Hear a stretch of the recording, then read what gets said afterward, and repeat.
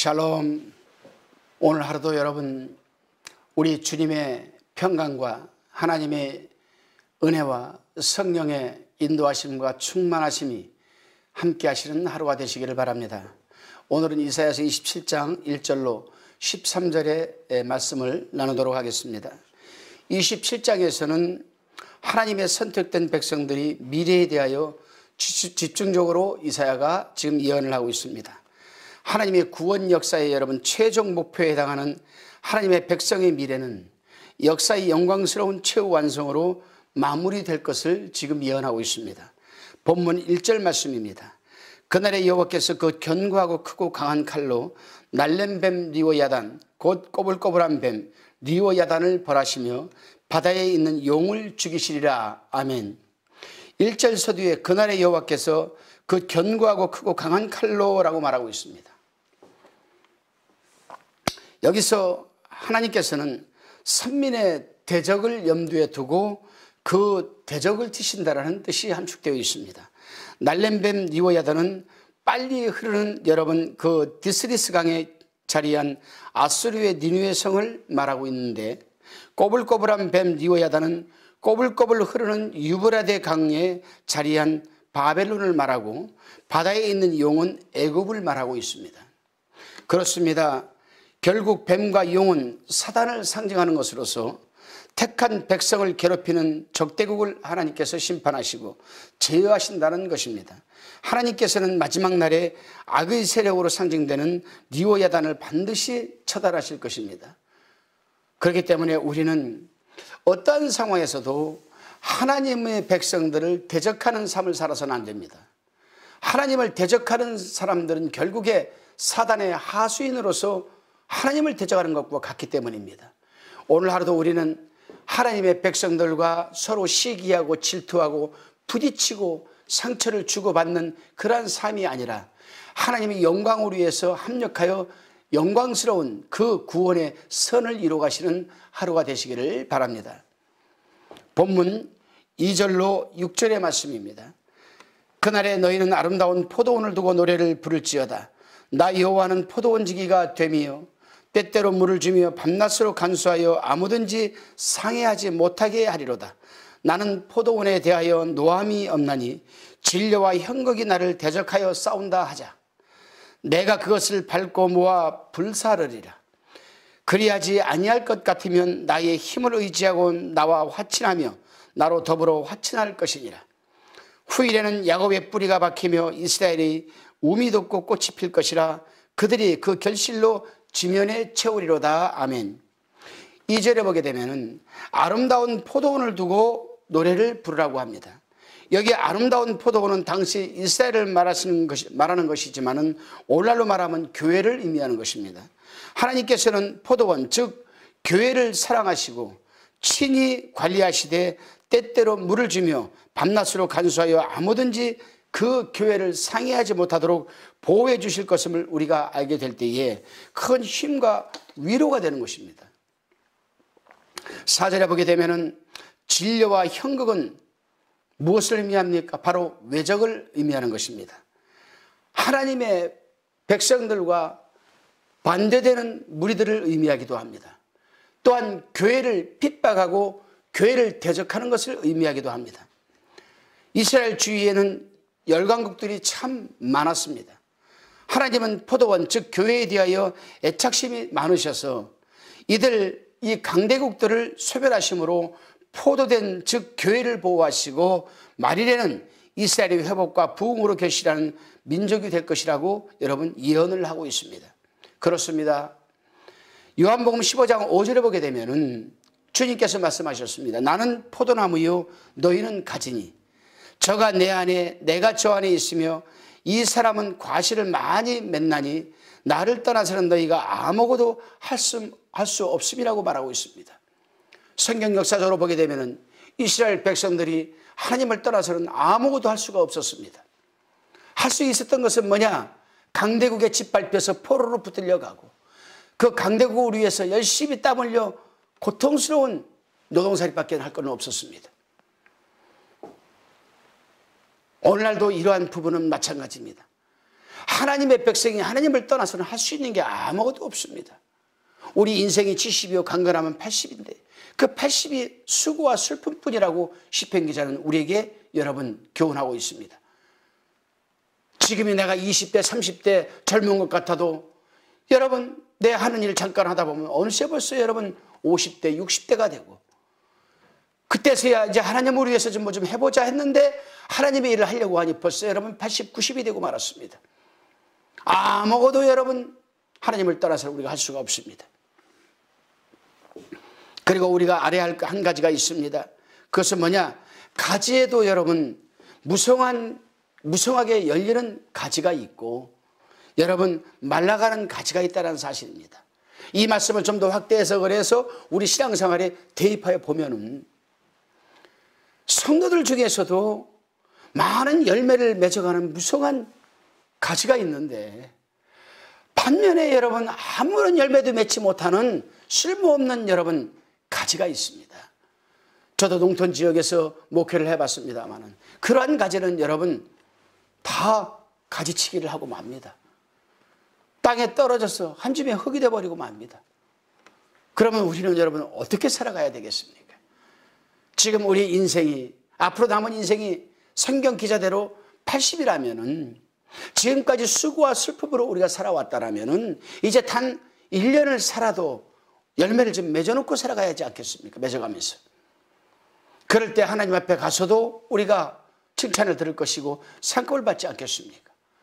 그런 삶을 살지 못한다면 우리는 책망밖에 받을 것이 아무것도 없는 것입니다.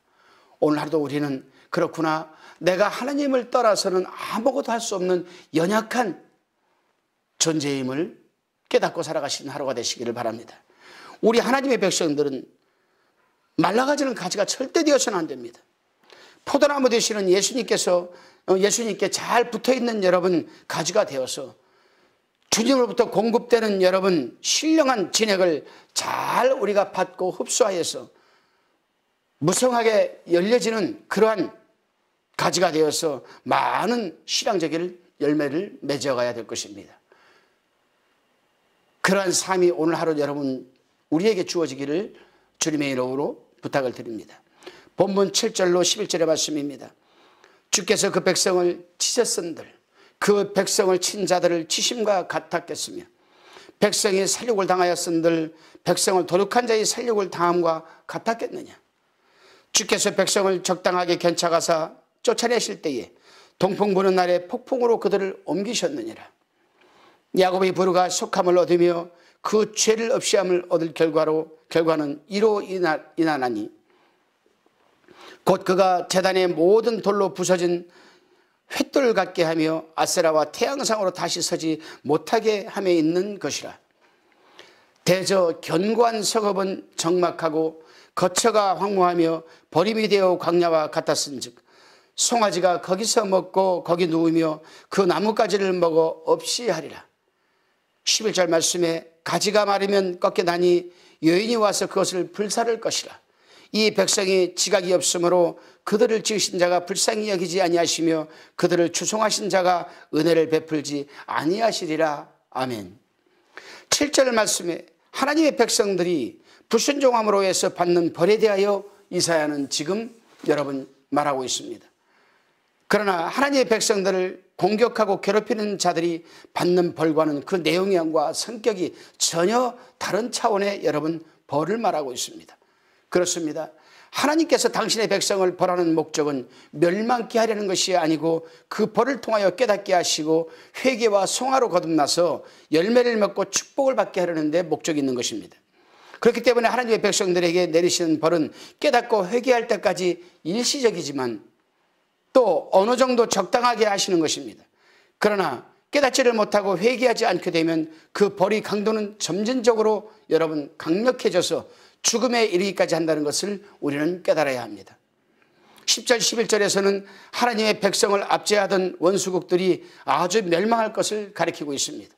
그것은 하나님께서 직접 저들에게 벌하시는 결과입니다. 그 이유는 견고한 성읍이 인력으로는 황무해질 수밖에 없기 때문입니다. 어떻게 그것이 황야같이 될 것인가?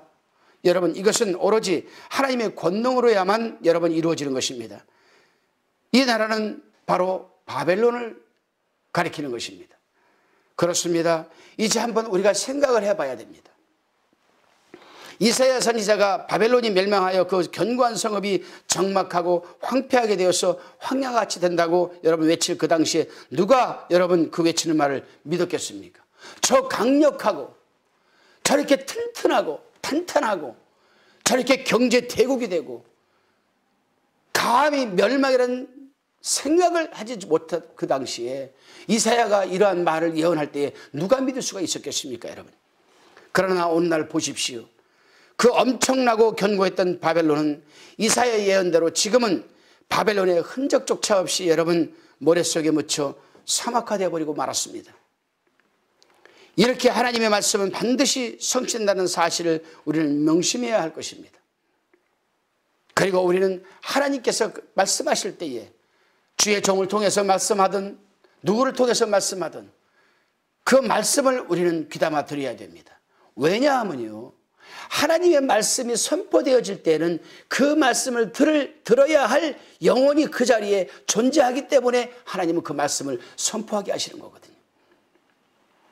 그럴 때에 그 말씀을 듣는 주인공이 내가 될 때에 우리는 복이 되는 줄로 믿으시기를 바랍니다. 또 한 가지 우리가 명심해야 할 것은 여러분 신실하게 여러분 성령의 조명을 받고 있고 말씀에 반듯하게 서 있는 주의 종들이 외치는 말이나 권고하는 말을 한 귀로 듣고 한 귀로 흘려서는 절대로 안 된다는 것입니다. 그런 종들이 권고하고 말씀할 때에는 고칠 것은 고치고 버릴 것은 버리고 순종할 것은 순종해야만 여러분 구원의 은총과 최사함의 은총이 우리 삶의 현실에서 여러분 이루어지는 것입니다. 물론 사입이나 이단 그리고 신비주의에 붙들려 있고 신실한 종의 흉내를 내는 거짓 종들이 하는 말이나 권고는 주의하고 경계를 해야겠지만 말입니다. 본문 12절에서 13절 말씀입니다. 12절에 너희 이스라엘 자손들아 그날에 여호와께서 창이라는 하수에서부터 애굽 시내까지 과실을 떠는 것 같이 너희를 일일이 모으시리라. 그날에 큰 나팔을 울려 불리니 아수르 땅에서 파멸케 된 자와 애굽 땅으로 쫓겨난 자가 돌아와서 예루살렘 성산에서 여호와께 경배하리라. 아멘. 여기서 창이라는 하수는 아수르나 여러분 바벨론이요, 애굽 시대는 애굽을 상징합니다. 이 나라들은 열방을 당시에 열방을 대표하는 강대국 나라입니다.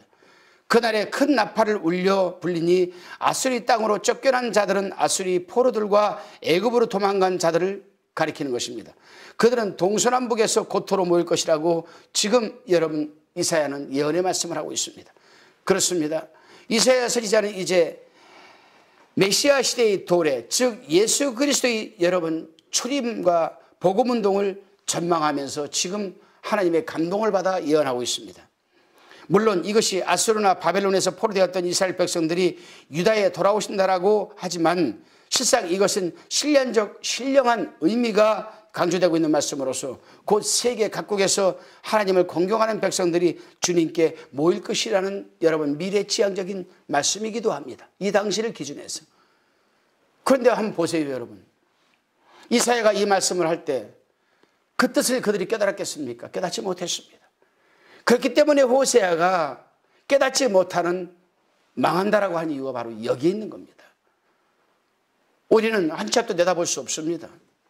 지금도 이사야 같은 선지자가 나와서 미래지향적으로 이와 비슷한 예언을 한다면 믿을 사람이 과연 몇 명이나 있겠습니까?